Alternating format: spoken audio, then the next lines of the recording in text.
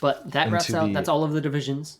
that is And it's 8 of them. now we get That's how many into there are. the award predictions. We're not Ooh. predicting Coach of the Year because Because I don't know coaches. he doesn't. Check out the videos. There's proof. No, I did okay. I did You okay. did pretty I didn't good. know who Dan Quinn was, but I do now. Yeah, it's Stone Cold Steve Austin looking. Stone Cold Steve Austin looking motherfucker. All right, You want to starting kick us off off with with. offensive player? Yeah, I was gonna actually ask, do we want to go rookie or player of the year first? We'll go bottom up. So we'll go comeback Okay. player first Yeah, because yeah. there's only one name that I've got even like in consideration for that one. All right. Which I guess I probably should have more. I probably should have Kirk written down or something, but I don't. Shoot. Huh? Go ahead and shoot with it with your one name then. Gonzo. Christian Gonzalez. That's a commend that. I commend that. Yeah. Gonzo, I like your preference. Team bias. I'll never hate you for that.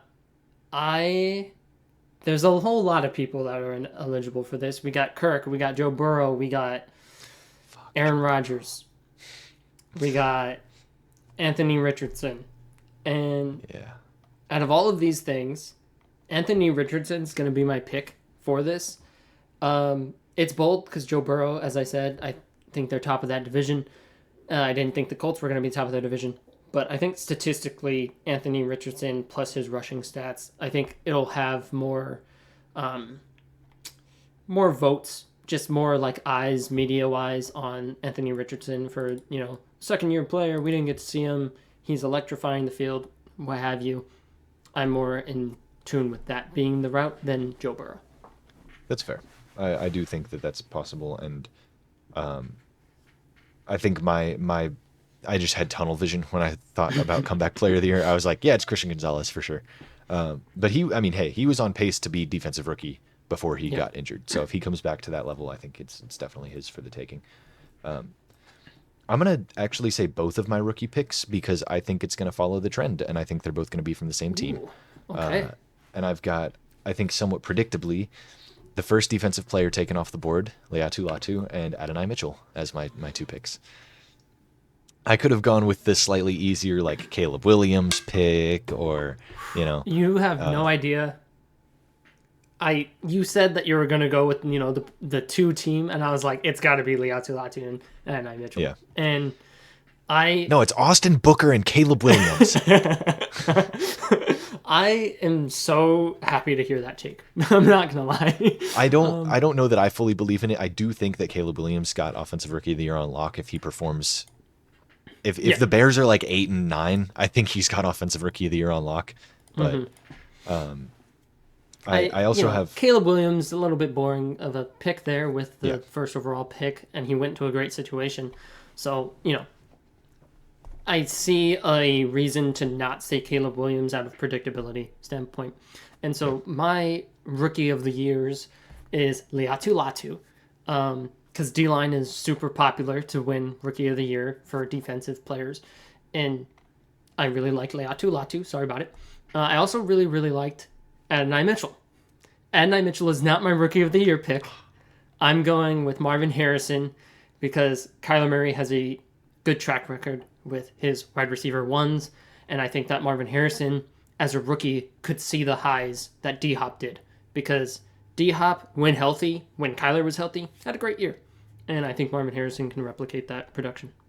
Yeah, I think there's a couple too many question marks in the Cardinals offense where most of them are, could this player be the number one? Yeah, you're right. Greg Dortch is going to be. I just think that new scheme with Kyler, because the only scheme we've ever seen Kyler in for a full season is Cliff Kingsbury. And garbage.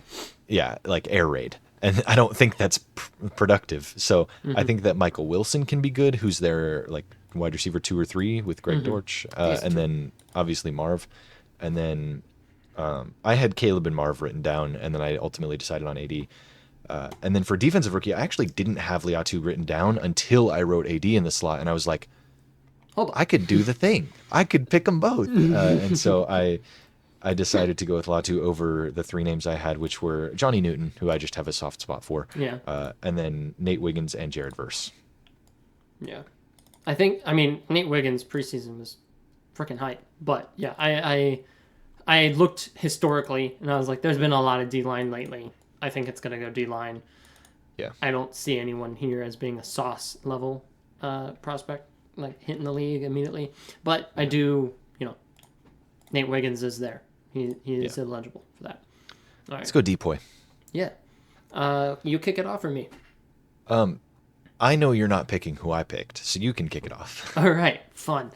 I was between two players when I was considering this. And I was between Aiden Hutchinson and Max Crosby. Those are really fun names. Very interesting. They haven't been here yet. It's not like I'm saying a Bosa. I'm not going with like a Watt or, Micah, even Garrett, though he hasn't Micah, been here whatever. yet. I think that with these current situations for both of these players, they got way better pieces around them. Wilkins and DJ Reader, Raiders and Lions, respectively. Mm-hmm. But I project the Lions secondary to be better than that god-awful Raiders secondary that we discussed on end countless times last year. They are horrible. The Lions was also horrible, but we made moves to make them better than the Raiders did. So I project Defensive Player of the Year, Aiden Hutchinson. He led the league in pressures last year. I think he actually gets home on some of those this year. So it would seem that I have misspoken because I had Max Crosby. I really didn't think you were going to give him the Depoy nod. Nice. But I think that Max Crosby doesn't rely on coverage sacks to get sacks, so it's not really going to matter how his secondary's doing to get him that production. I think it's ultimately just going to be, we got to block Christian Wilkins and Tyree Wilson, and oh no, Max Crosby just killed our quarterback, and now what are we going to do? Our backup isn't good. What are we going to do, guys? Put him on trial now. No Depoy for you. Arrest him. And on to offensive player. I really like that I gave Max Crosby that nod. I didn't expect Latu out of you. I didn't expect Adonai Mitchell. We're just surprising each other today. Yeah, this is man. great. Great for an episode 0. Offensive Player of the Year. I want you to take it first. All right. I have the newly rich man of CeeDee Lamb. Nice. And I think that, it's kind of weird that my bold prediction was that Justin Jefferson would lead the league in yards, but I just don't think there's much competition for CeeDee Lamb to get his targets. And I don't know. I feel like where I was talking about Justin Jefferson getting a bunch of yards because it's a bloodbath division and they're going to be losing in a lot of games, I feel like the Cowboys are going to be able to run up the score in a lot of games, and CeeDee Lamb is going to benefit from that because they're going to be playing the Giants twice. And, the Commanders' secondary is trash, and they're going to be playing them twice. And then the Eagles also have a somewhat questionable secondary, and they're going to be playing them twice. So, I don't know. I just like the CD pick. I also had Derrick Henry and Bijan written down as running back options, but after my bold prediction about no 1,500-yard rushers, I couldn't exactly go through with it. You'd be breaking, you'd be a hypocrite somewhere. My Offensive Player of the Year, which, I'm really doubting after hearing you talk, but I did go Tyreek Hill. I will admit I did not think about the secondaries he goes against in division, and that's a lot harder than what CeeDee Lamb goes against.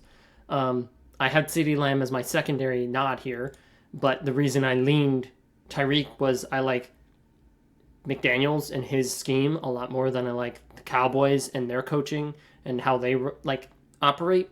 I think that Tyreek Hill was on record pace last year, and it's shocking to me last year that he didn't win it. So I feel he could win it this year. He's getting older. CeeDee Lamb is a much more logical pick when you consider the secondaries, but I'll stick with what I had said, and I'll stay put with Tyreek Hill. Yeah, I think that CD also just has less of an injury history than Hill. Obviously, Hill doesn't have any huge injuries, but he was banged up last year, and CD that was the reason for the fall off on his pace, record-breaking year. Yeah, I also am just a CD Lamb fan, unfortunately. I like a lot of the Cowboys players. It pisses me off that they took him. I'm a huge Brandon Cooks fan. I've liked him since college, and the Cowboys now have him, and CD Lamb, Micah Parsons. I feel the same way about the Bears. That's I like all of their new draft picks. I really like DJ Moore. I liked him before he was there. It's just now they're on the enemy. I don't like that. Yeah. All right, and we'll start off with your MVP pick.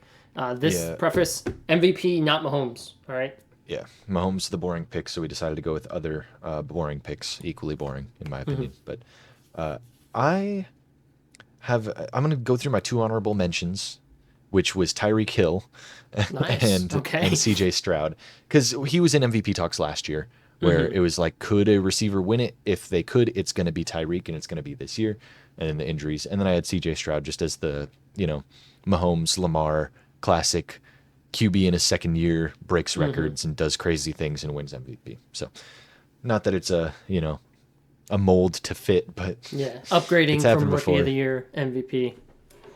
Yeah. And then my pick was Joe Burrow. It's the boring pick, but I like it. Yeah. My honorable mention was Joe Burrow, and I went with CJ Stroud. We got some born picks at the top of MVP because I'm not exactly going to throw out dark horse, Anthony Richardson, Kyler Murray. Will Levis. Yeah, we're making these picks in hopes that we are right and we add more street cred to our name, not in hopes of Street cred. It's crazy.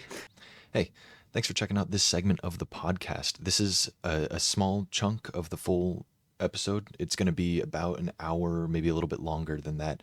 It's coming out tomorrow, so if you liked this, make sure to stick around, subscribe, and check that out tomorrow when it fully drops. Obviously, you don't have to rewatch this video when it's in the full podcast, but would greatly appreciate if you check that out if you wanted to. Also, for short clips of that podcast, check out our TikTok and our YouTube Shorts because we will be uploading to there as well. Just wanted to let y'all know that this was not just a solo video. That's why the intro and outro may seemed a little bit rushed or hurried. So that is all I got for you. So thank y'all and deuces.